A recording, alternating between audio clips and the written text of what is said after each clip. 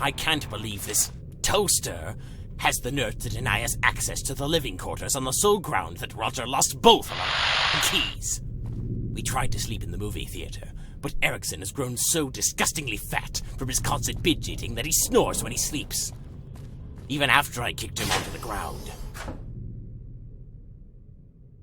So I left him there and tried to sleep on the couch in the lounge.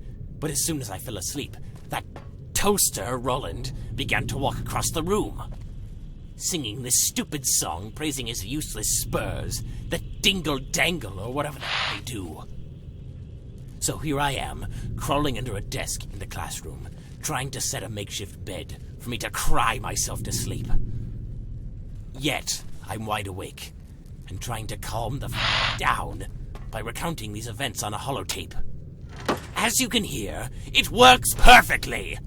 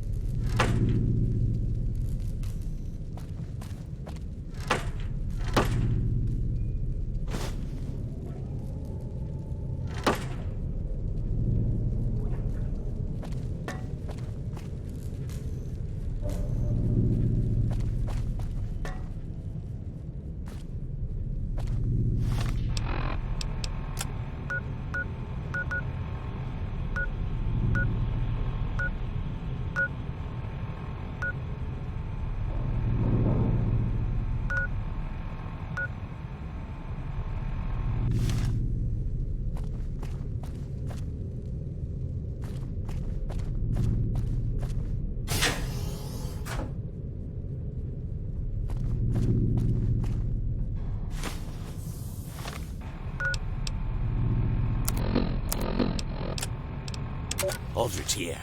It's about time I found something relevant to... Roger, stop frightening me like that! What is it now? Wait. You smell like cigarettes. Did you actually smoke inside the library? Are you crazy? What do you think will happen to us if those monomaniacal contraptions notice one of us is smoking in a library? Well, I don't know either. And I don't want to know.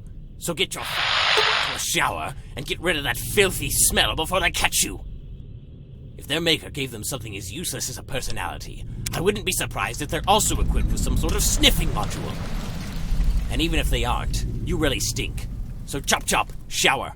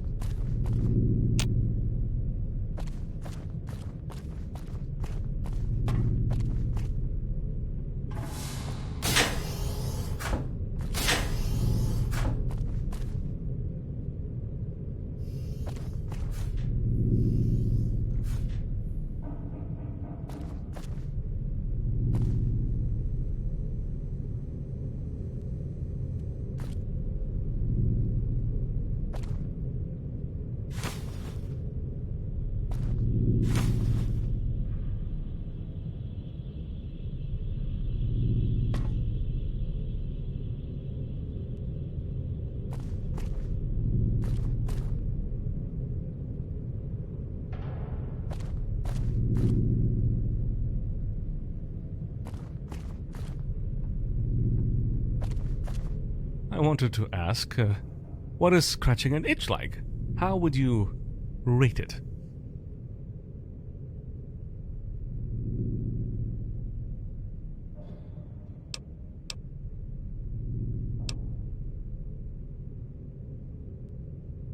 As factual as it gets.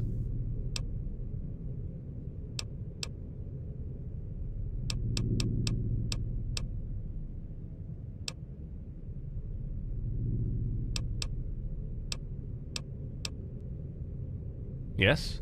What about him?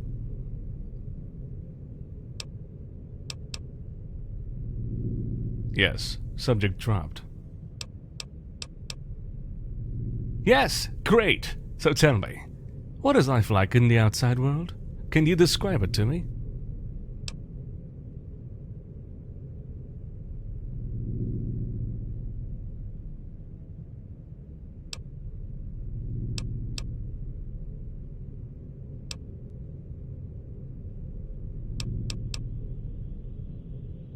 Okay. Did I already mention that we have a very functional security system?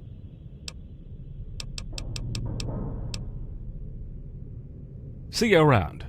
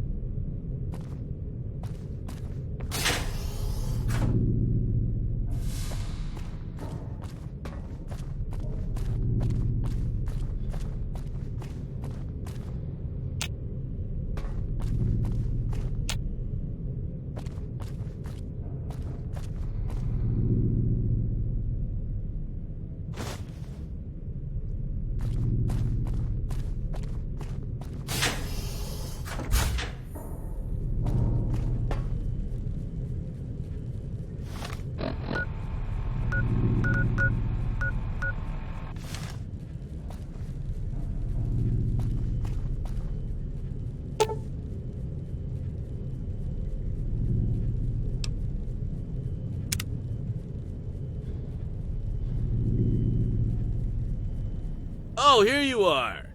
Here's a plastic bag. Put it on your head. It's the latest fashion around here.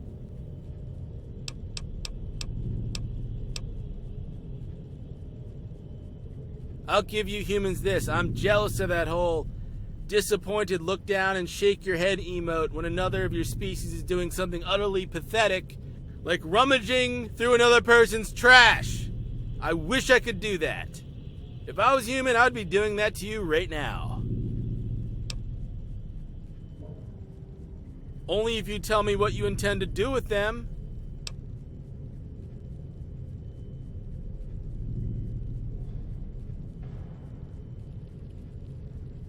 Ha!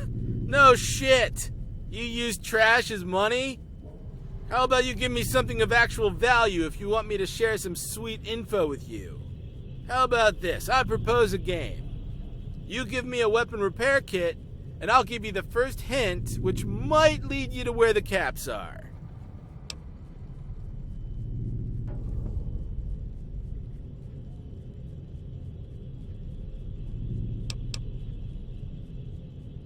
Alright, let's be honest here. You humans deep down always know better, but you always choose to do the wrong thing anyways. Oh yeah, I know all about it. Besides, this isn't about how clever you are, it's about how foolish you can be.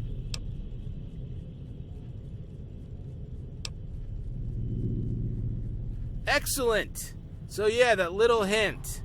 It's time to drop the kids off at the pool.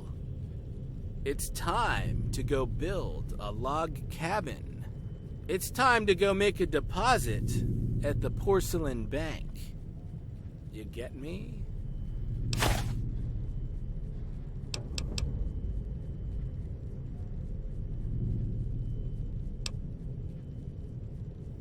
Come back soon.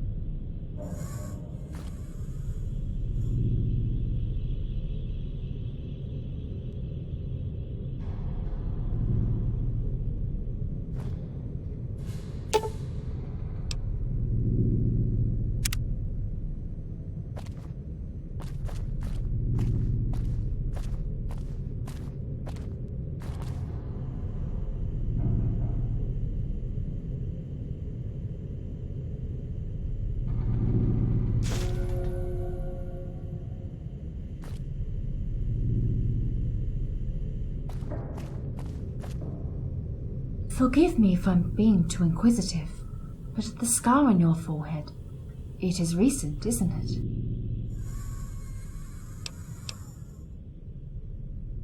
Seeing how this is a bullet wound, you might have sustained damage to your brain. I think I might be able to help you with it.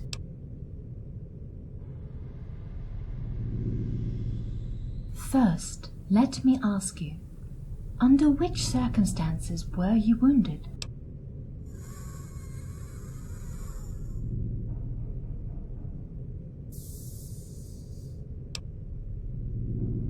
Since we may also be dealing with psychological issues, it is relevant that I know how it happened.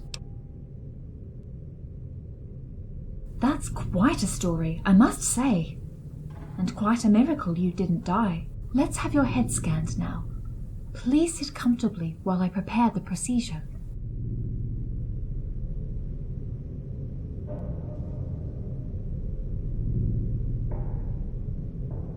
Oh, you're awake. For now, the results are rather encouraging. It doesn't seem that you sustained major damage, though I fear there may be some complications.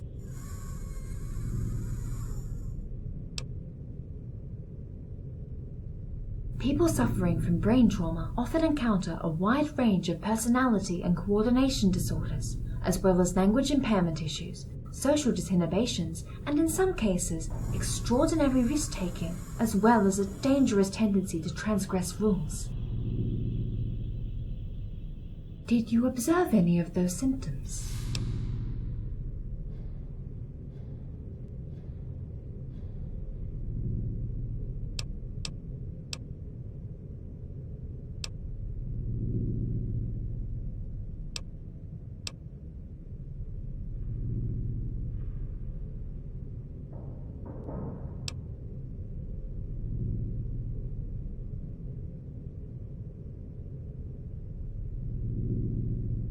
When you told me what happened to you, there was one thing that bothered me. Your decision to go after the people who ambushed you. Did you ask yourself why you began chasing the person that nearly killed you, especially considering how close he was to succeeding?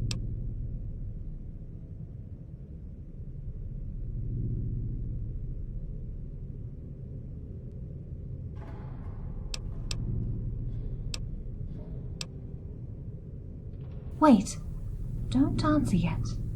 I will be honest with you. Chasing danger like you do might be a pathological reaction. Whatever your motives are, you must not speak of them yet. You might believe what you're saying.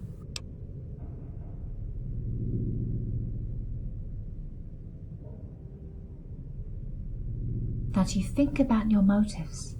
During your stay here, and as long as you allow it, I will regularly monitor your cerebral activity. On your side, I might ask you to read some books, which may help you put your motivations into perspective.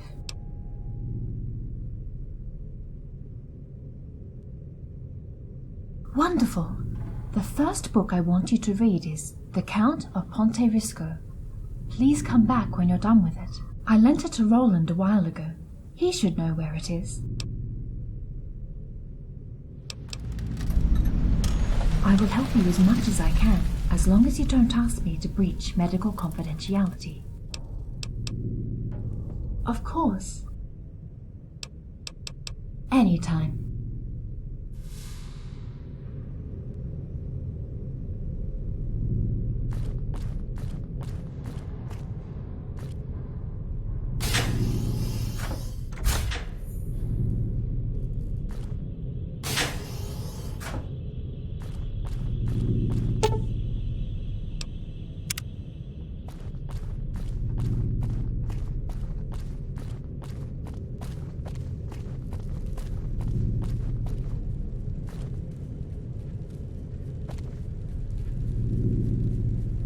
Haven't had enough?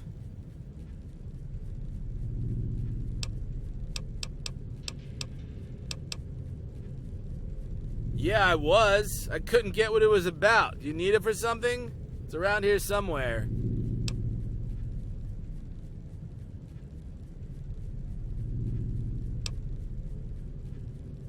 It's on a table downstairs. Probably. Hell if I know. Did she expect me to have some kind of life-changing epiphany? Some transfigurative moment that changes me forever from a petty, angry piece of garbage? Well, not so, my ugly friend. I have my own favorite reads. Anytime.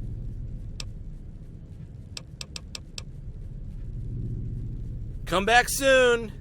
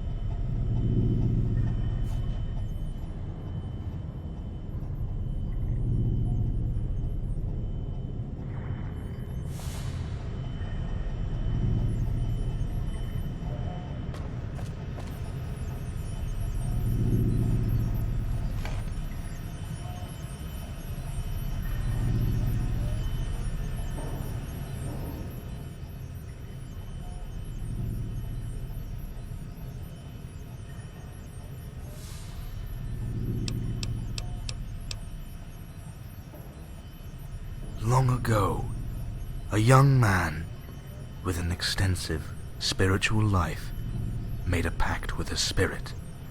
In exchange for his ability to speak, he learned an important, fundamental secret about the purpose of man. Of course, the moment he learned this secret truth, his voice was silenced for the rest of his life. Obsessed by this knowledge, frustrated by his inability to share it, he resigned himself to live the rest of his life in isolation. Years went by, and solitude grew heavier on the man's shoulders.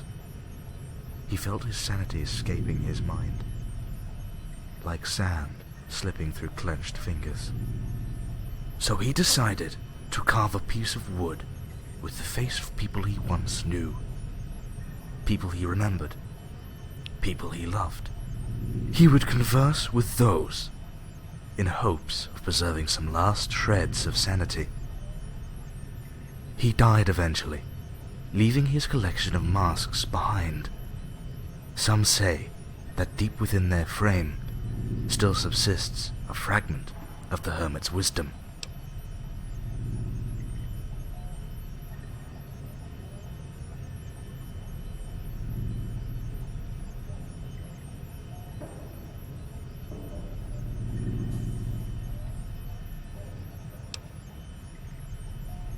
A hermit once learned that by asking his questions to the mountains in the correct manner, the echoes would bring him answers.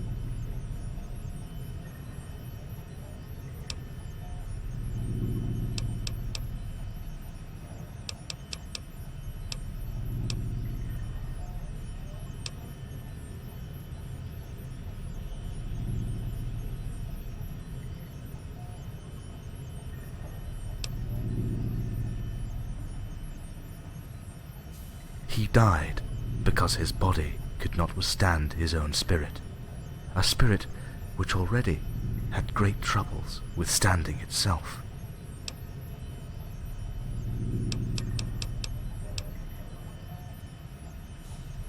The birds have vanished down the sky. Now the last cloud drains away. We sit together, the mountain and me, until only the mountain remains.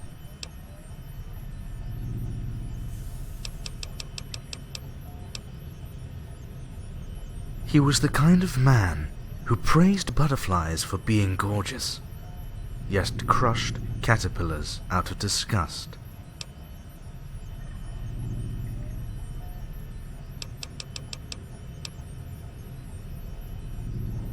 A stone used to wet a flint, which was in turn used to carve tools.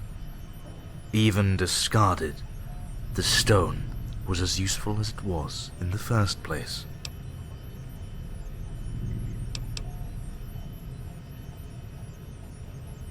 A testament, an heir, is sometimes all people need to leave this existence in peace.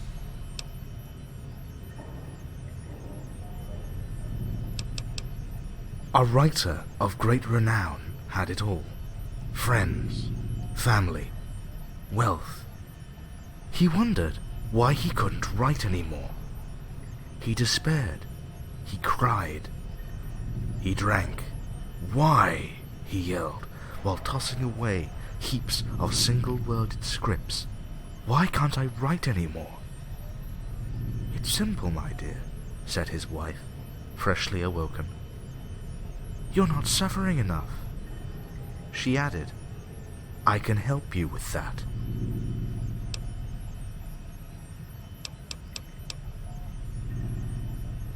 Once upon a time, a child had a music box he held very dear. Though he loved nothing more than hearing the box's sweet melody, he wanted to know how its mechanisms worked. He knew that by breaking open the box, he could have a glimpse of what was inside, and perhaps even a bit comprehend how it worked. Of course, he feared he couldn't repair it afterwards, opening the box and risking to break it, or leaving it the way it was. Eventually, the child would make his choice.